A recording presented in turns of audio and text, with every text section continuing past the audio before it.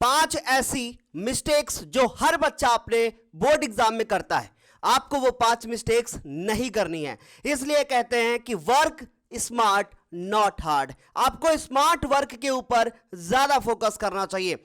वो मिस्टेक जो हर बच्चा अपने बोर्ड एग्जाम में कर देता है, आपको उन पे ध्यान देने की जरूरत है। पहले मिस्टेक के बारे में अगर मैं प्यारे बच्चों बात करूं तो read the question very carefully.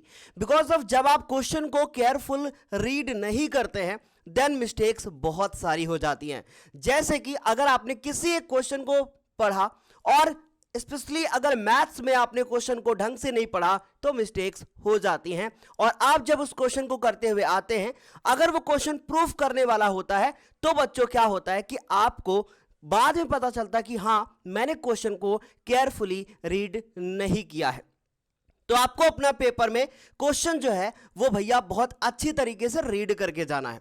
Second thing, अगर मैं बात करूं कोई भी पेपर क्यों ना हो, स्पेशली अगर आप हिंदी का भी एग्जाम देने जा रहे हैं तो वहां पर भी क्वेश्चन को ढंग से रीड करना होगा कि क्या कहा गया है और किस तरीके से आपको इसका आंसर करना है। अब मैं आपको बात करता हूं भाई, बताता हूं कि थर्ड पॉइंट है जो स्पेशली आप हर सब्जेक्ट के लिए अप्लाई कर सकते हैं। बहुत ध्यान से सुनिएगा मेरी बात को। अगर मैं बात करूं साइंस की, तो साइंस में जो भी आपकी केमिकल रिएक्शंस लिखनी होती है, यानी रासायनिक समीकरण की बात करूं अगर मैं, तो भैया वहां पे आप जो है सिली मिस्टेक्स कर देते हैं। बहुत ऐसी मिस्टेक्स होती हैं जो आपको नहीं करनी चाहिए। अब मैं बात करता हूं कि सेकंड जो हमारा है वो कौन सा ऐसा पॉइंट है जो आपको ध्यान में रखना चाहिए। तो बच्चों सेकंड अगर मैं बात करूं तो वो है बी रिलैक्स। बिकॉज ऑफ जब कोई भी बच्चा बोर्ड एग्जाम देने जाता है तो उसके ऊपर एक अलग से प्रेशर होता है कि भाई बोर्ड एग्जाम देने जा रहा हूं, क्या होगा, कैसे लिखूंगा, क्या करूंगा। तो भाई सबसे पहले आपको बता दूं कि आपको उस वक्त रिलैक्स रहना है, ऐसे जैसे कि आप ये एग्जाम कई बार दे चुके हो। लेकिन मुझे पता है कि बच्चे कैसे रिलैक्स रहेंगे, मैं बताता हूं। आपको यह ध्यान में रखना है कि भाई आपके पास पूरे 3 घंटे का समय है और वही 3 घंटे का समय उस टॉपर के पास भी है जो इस बार टॉप करने वाला है। हो सकता है वो टॉपर आप ही बन जाए। तो इन 3 घंटों में जितना भी आप रिलैक्स होकर लिखने की कोशिश करोगे उतना अच्छे से लिख पाओगे। हाँ, अब मैं बात करता हूं इसके निगेटिव पॉइंट की कि अगर आप रिलैक्स नहीं रहते हैं तो क्या प्रॉब्लम्स आपको फेस करनी पड़ेंगी। पहली चीज कि जब आप नहीं रहेंगे रिलैक्स तो पेपर में आपसे क्वेश्चन पढ़ने में मिस्टेक्स हो जाएंगी और बाद में जाके आपको पता चलेगा कि जी हां मैंने क्वेश्चन को गलत तरीके से पढ़ा है और इस तरीके से मैं गलत करके आया हूं। और अब जब आप उसको करने के लिए फिर से जाओगे तो आपके 10 से 15 मिनट बर्बाद हो जाएंगे। इसीलिए कहेंगे कि अगर आप रिलैक्स होकर पेपर को पढ़ोगे और देन आंसर करोगे then so good. Because of हर टॉपर यही करता है। आपको रिलैक्स रहने की जरूरत है, हड़बड़ाहट नहीं होनी चाहिए। तो ये 2 पॉइंट ध्यान में रखिएगा, read the question very carefully and B relaxed. Because of relax रहना जरूरी है। अब मैं बात करूं अगर थर्ड की पॉइंट की, तो वो है attempt the question in the sequence. Because of अगर आप पेपर में क्वेश्चन को सीक्वेंस से नहीं अटेम्प्ट करते हो, हाँ मुझे पता है कि बहुत सारे ऐसे बच्चे इस वीडियो को देख रहे होंगे जो कि हिंदी मीडियम के होंगे और उन्हें समझने में प्रॉब्लम हो रहा हो। बच्चों ध्यान से देखना मैं क्या कह रहा हूं। मेरे कहने का मतलब है कि अगर आप क्वेश्चन पेपर में जो है लिखना शुरू करते हैं, आप क्या करते हैं जो पहले आता है वो लिखते हैं। जी नहीं, ऐसा जो है नहीं करना चाहिए। आपको सारे क्वेश्चन अच्छे से अटेम्प्ट करने चाहिए। बिकॉज ऑफ आपको छोड़कर कुछ भी नहीं आना है। मेरी बात ध्यान से सुने, आप सीक्वेंस से करें। आपको जो पहले आता है वो करोगे, ऐसा नहीं करना है। आपको सीक्वेंस से करना चाहिए। आपको जो आता है अच्छे से लिखिए उसमें, लेकिन सीक्वेंस से करें। अब अगर आप सीक्वेंस से नहीं करते तो इसका क्या लॉस है वो बताता हूं। देखिए, जब आप सीक्वेंस से नहीं करते हैं तो प्रॉब्लम यह होती है कि टीचर को ढूंढना पड़ता है कि ये क्वेश्चन कितने मार्क्स का है। जैसे कि 4th का ए पार्ट आप कर रहे हो, 5th का 3rd पार्ट कर रहे हो, इट मीन्स कि आप 5 का गा नंबर, 5 का सा नंबर, जो भी आप कर रहे हो, तो उसमें टीचर को ढूंढना पड़ता है कि भाई ये किस नंबर का क्वेश्चन है और इसका कितना मार्क्स देना चाहिए। तो उसमें टीचर से भी कहीं ना कहीं मिस्टेक हो जाती है। सेकेंड थिंग कि जब आप सीक्वेंस से करते हैं तो उसका बेनिफिट आपको यह मिलता है कि आपका कोई भी क्वेश्चन छूटता नहीं है। नहीं तो आप लास्ट के 10 मिनट में यह सोचते हैं कि भाई मेरा क्वेश्चन कोई छूटा तो नहीं।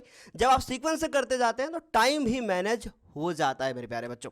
तो 3 पॉइंट थे। अब मैं बात करूंगा भाई पॉइंट नंबर हमारा 4 कौन सा है। Use the time properly. Because of जब टाइम को आप प्रॉपर यूज नहीं करोगे तो फिर आपको प्रॉब्लम होगा। अब मैं आपको बताता हूं, मैंने जैसा अभी स्टार्टिंग में बोला कि 3 घंटे टॉपर के पास भी हैं एंड 3 घंटे आपके पास भी हैं। तो अगर आप इन 3 घंटे का सही उपयोग करना चाहते हैं तो इसके लिए आपको मॉडल पेपर सॉल्व करने चाहिए। आपके इसी चैनल पर मैथ्स के बहुत सारे मॉडल पेपर पड़े हुए हैं, आप जाके जोश 2.0 सीरीज को देखिए जो कि आपको नीचे प्लेलिस्ट में मिल जाएगी, और साथ ही साथ आपको साइंस में जोश 2.0 सीरीज प्लेलिस्ट में मिल जाएगी। सॉरी, जोश 2.0 मैथ्स के लिए एंड जोश 3.0 आपकी साइंस के लिए। इनको जाके आप देखोगे तो आपका मैथ और साइंस का एग्जाम काफी अच्छा हो जाएगा। और अभी तो चैनल पे आपको हिंदी की भी क्लास मिल रही है। अब मैं बात करता हूं कि अगर आप टाइम का सही उपयोग करेंगे तो आप 3 घंटे में जो लिख के आएंगे वो आपको टॉपर बना सकता है। तो भाई यूज द टाइम प्रॉपरली, और इसकी प्रैक्टिस आप पहले से जितना करके जाओगे देन सो बेटर। चलिए भाई, अब बात करते हैं हम लोग पॉइंट नंबर 5 की, जो कि हर बच्चा नहीं कर पाता है बिकॉज ऑफ टाइम बहुत कम बचता है। लेकिन मैंने बताया ना कि जब आप टाइम का सही उपयोग करेंगे तभी ये 5 नंबर वाला जो पॉइंट है, यानी 5th नंबर वाला जो पॉइंट है, वो आप सही इस्तेमाल आपका हो पाएगा। तो भैया do check once after the paper done, because of ये बच्चे जो नहीं करते हैं उनका लॉस हो जाता है। जैसे कि आज के जितने भी पॉइंट्स हैं वो एक दूसरे से रिलेट कर रहे हैं कि अगर आप क्वेश्चन को सीक्वेंस में नहीं करेंगे देन सो आपको लॉस हो जाएगा। अगर आप टाइम का सही यूज नहीं कर पाएंगे तो फिर आप अपनी कॉपी को बाद में चेक करने का टाइम नहीं मिलेगा। मैं अपनी बात करता हूं, जब मैं क्लास 10th में था तो बच्चों से 6 नंबर का मेरा जो एस्से आता है वो छूट गया था।